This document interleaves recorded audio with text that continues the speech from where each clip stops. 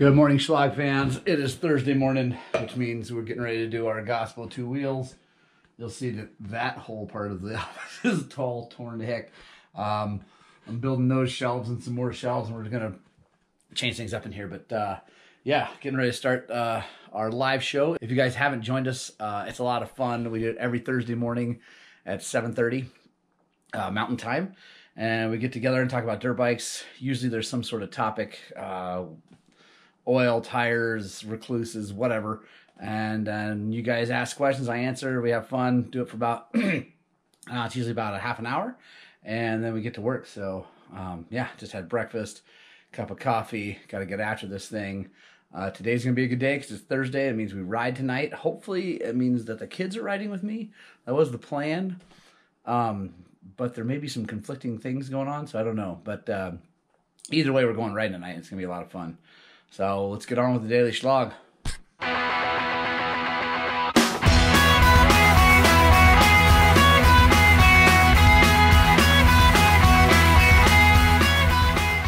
All right, guys, we got everything pushed out. Zach's in there rocking and rolling. I got to go mail this cylinder to Millennium. It's off that YZ85. And check this out. Oh, wait. Haha! The starter's still doing weird things because they just do, but I got it running, man. I'm super stoked. The carburetor situation turned out that's all it was. I just needed to open up that fuel screw and make it just a fuzz richer. And I took it for a little spin, man. This thing is a lot of fun. So, anyway, that's awesome. Really happy about that. Customer's gonna be super stoked because he's been struggling with that thing for years. Not wanting to start because of the carburation. So yeah, gotta go run some errands. I'll be right back. All right, guys, it is time to get to work, and we are doing what I used to do an awful lot, which is adjust valves on a Honda 450, because that's what they seem to always need. It's been a while, honestly, because new fuel-injected bikes all have stainless steel intake valves, and they don't seem to need to be adjusted as much. But this one's a 2006 CRF450X that is not starting very well. Classic sign. So we're going to do that. The angriest man in motorcycles is over here taking apart an XR100 from Mr. Barnato.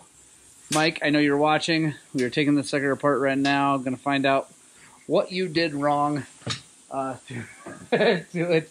And for everybody who's not Mike, Mike told me he did something wrong with the motor, so I'm not making fun of him. It's just real. So yeah, we're going to take that thing apart and see what's going on there. Ooh, here's an interesting thing about the YZ250. The motor's all good, but the carburetor's acting weird, and the TPS sensor in the car was like no spring pressure on it, no nothing, and just jacked up. So I'm kind of waiting on JD Jetting to get back to me and see if they sell just a TPS. If not, we'll have to get it from Yamaha, but that's no big deal. But yeah, kind of a bummer because we're hoping to have that thing done and ready to rock and roll. But you know, things happen. So all right, let's get this thing apart and get after it.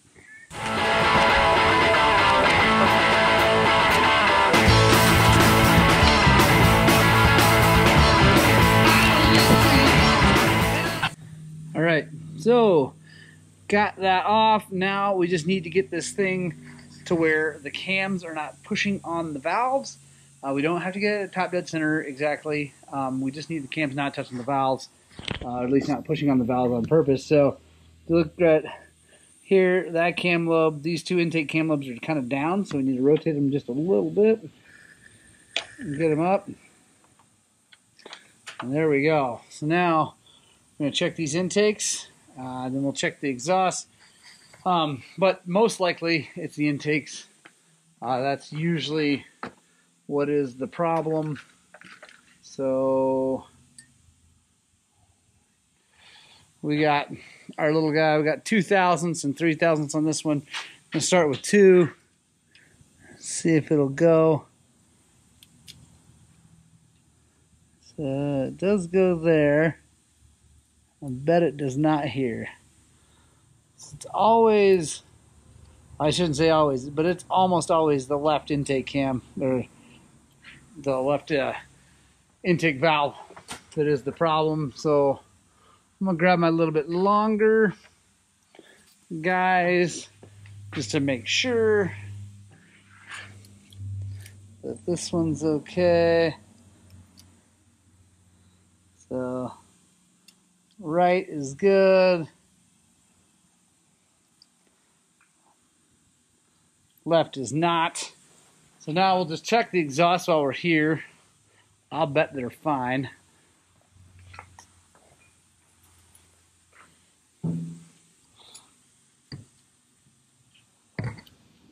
That one goes. That one goes. So just one intake valve needs to be adjusted. Like I said, that's pretty classic. So yeah, I'm going to walk you through this thing because this is one of those jobs, if you own a 4-stroke, would be a bad idea to know how to do, save you some money. Also, help you diagnose some things that are maybe going on. So now that we know that this is the valve that needs to be adjusted, we've got to take the tension off the cam chain, take the gear off the cam, pull it out, measure the shim, get a smaller one, put it in there, and be good to go. So we'll start by taking the tension off the cam, or take the tension off the cam chain, excuse me. Alright, so the way I like to take the tension off the cam chain is take this little bolt out,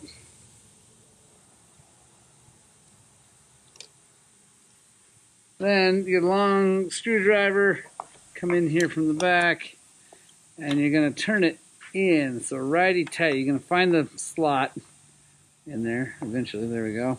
Turn it righty tighty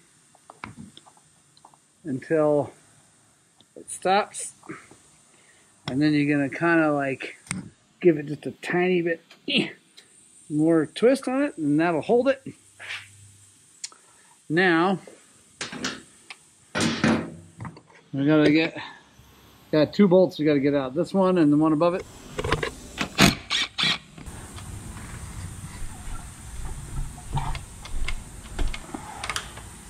That ought to do it. Now we can take this off, and if we just put it down here like that and we don't remove anything, and we take a zip tie and run it through here, we won't have to retime everything. So see, we got a zip tie right there holding that. So that's gonna keep that cam chain tied to this gear, and then that's really all that matters because the cam can only go on one way. So now we're gonna drop it down, take that cam carrier off, and get to the shims.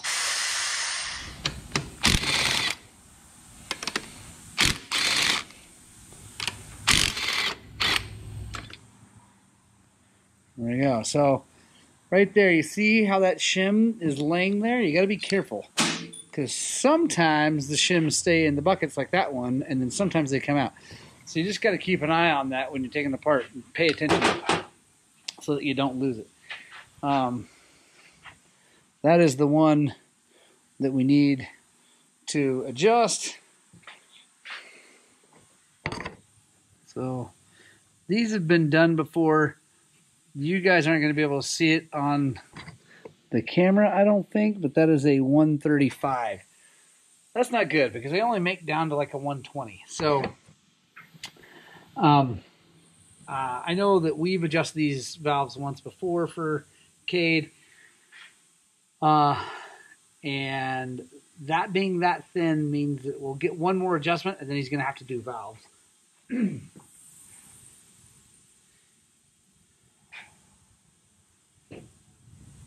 So there it is. There's the 120. That's the smallest one we got, guys.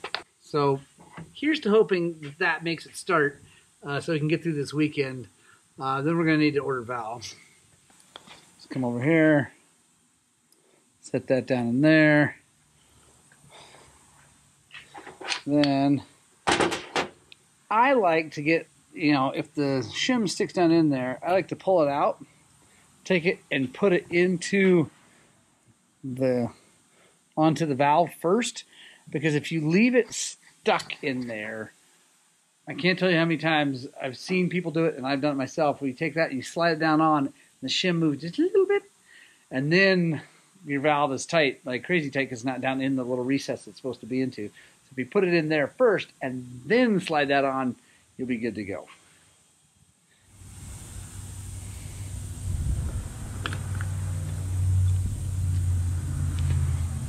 Okay. I like to start these by hand, just like everything on your motorcycle.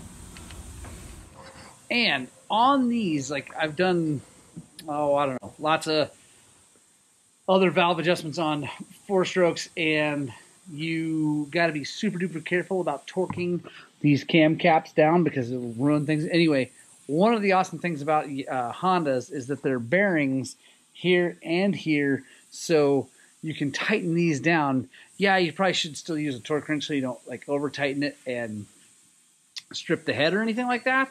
But you don't have to be nearly as careful because there's no like plain bearing or just aluminum on the camshaft. It's actually a way more durable setup. So get those torqued down. It's still like 8 foot-pounds, but like I said, it's a little more resistant to maybe going a little bit over than the other styles.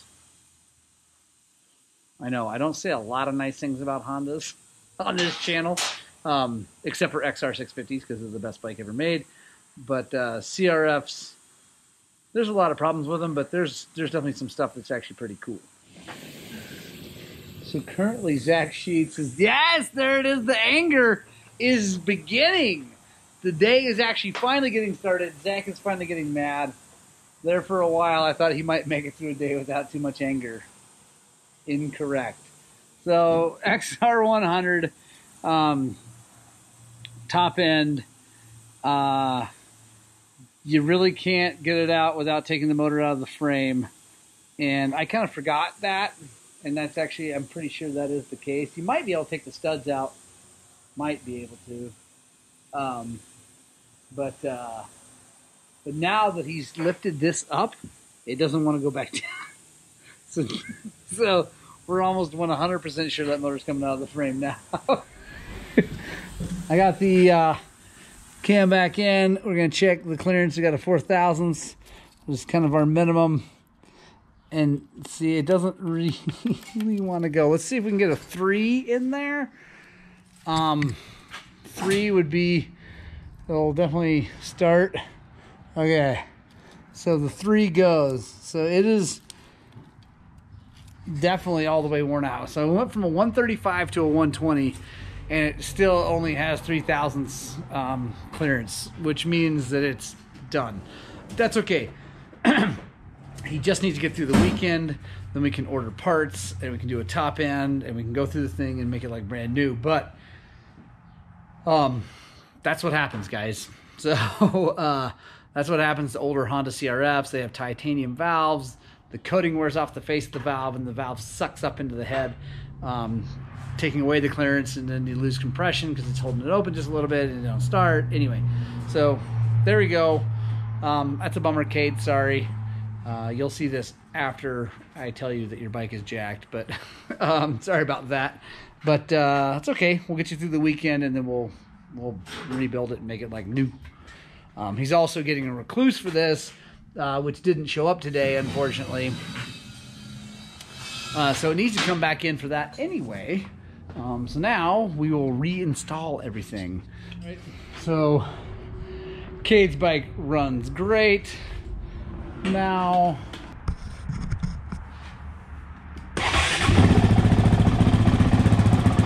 happy with that. Doesn't turn over and over and over to get started. So that should hopefully get him through the weekend, but we're definitely gonna have to order parts. Part of the other thing that we're doing today is putting a paddle tire on for him. He's going somewhere with sand, and when I took the wheel off and bounced it on the ground to get over here, I heard that noise, that's not good. That is something that you got to check. I kind of forget to mention that in some of the videos, but yeah, you need to always check your sprocket bolts. Well, not always, like during the middle of a ride, but you need to make it a regular habit to check your sprocket bolts, because the hub is aluminum. Sometimes sprockets are aluminum, sometimes they're steel. Anyway, when you tighten them down, they kind of squish things and they sometimes loosen up. So psyched that we found that now and not while he was out riding somewhere and have it just rip the, I've seen it break the hub, do all kinds of bad things. So anyway, gonna change this thing, put a paddle tire on it, and then we'll check back in. Might have time to put that clutch in my bike, we'll see. Hey guys, so got the CRF done, ready to rock and roll. Cade's coming down to pick it up and give me some money for valves and a piston and stuff. And now it is time to work on the YZ250, because I want to ride it tonight, because I'm tired of not riding it. And I'm excited because I got a clutch from Hinson.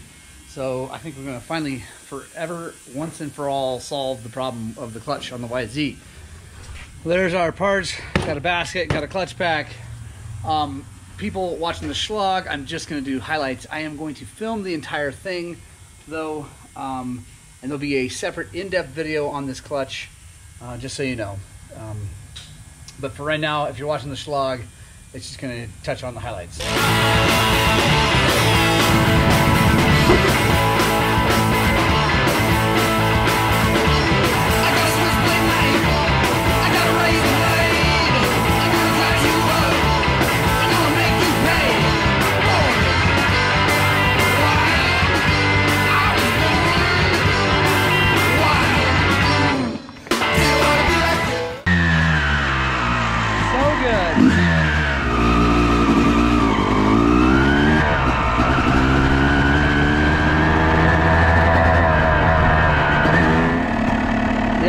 So far, super happy.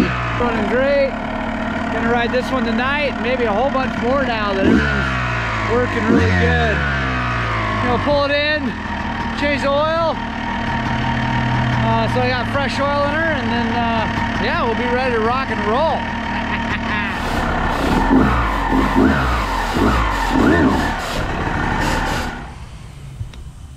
Yes. That is awesome. Ron Hinson, thank you so very much. Hinson Racing Components, thank you so much. I really appreciate it. Guys, we will do long-term testing on this thing and get, you know, let you know how it goes over time. I'm telling you right now, it feels awesome. I'm stoked. Yeah, let's get on with this day. All right, guys, awesome day at the shop. Got lots done. Got the Hinson clutch in my YZ, and she is back there ready to rock and roll. Got the boys. What up, Niche? And we are going to ride dirt bikes on Thursday night, because that's what we do here. Join us. We're going to head up to Davewood Road and get up to Forest Fence Trail and do lots of fun stuff. Yeehaw. Yeehaw. All right, guys, we're on Davewood Road. We got a whole bunch of dudes, and we got some kids back there, and we're going to go have a ton of fun. Angry Zach Sheets.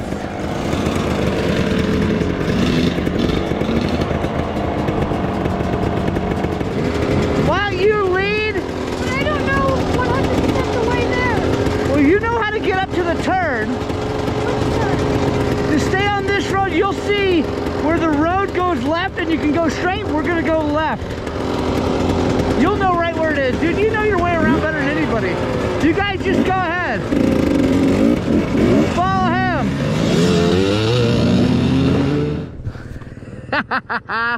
That's awesome. It's craziness. My boy Thomas is leading, so that's gonna be cool, man. He's 13. He's showing all these big adults where to go. I think that's pretty cool.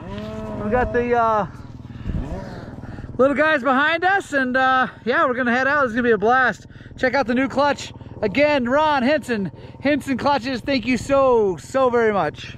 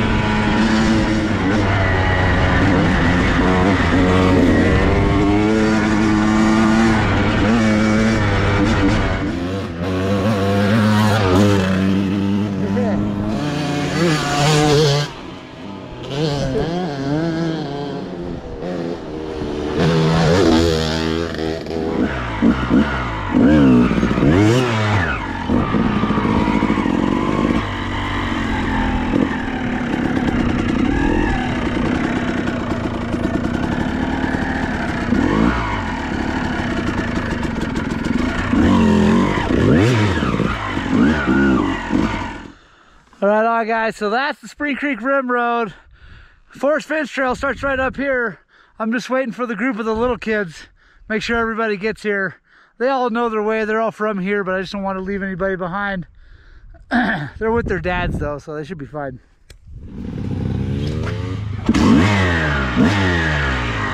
Oh man, so before I did the clutch, this bike was really hard to start in gear because the clutch is just always dragging, so that is an awesome feeling. This thing feels so good so far.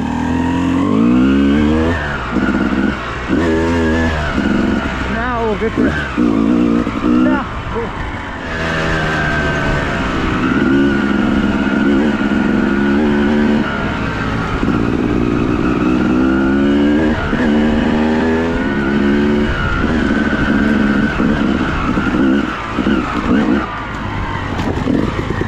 You all right?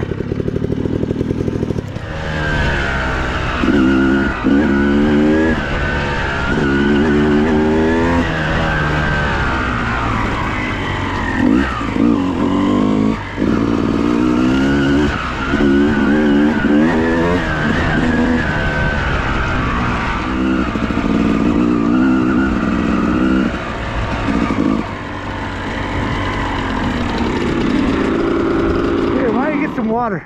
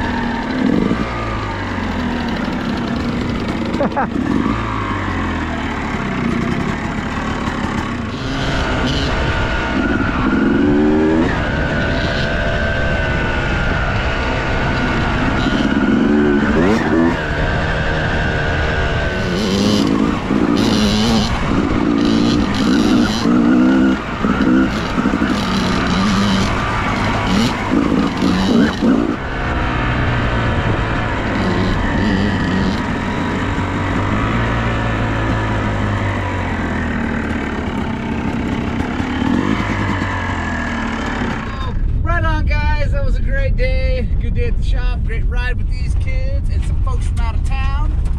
That was a lot of fun. Thanks for joining us. Guys, if you like what you just saw, consider hitting the subscribe button. Maybe give this a thumbs up, that would be way cool. Most importantly, you know what I'm gonna say, you gotta get out, spread the gospel of two wheels, and you gotta find some time to ride your dirt bike!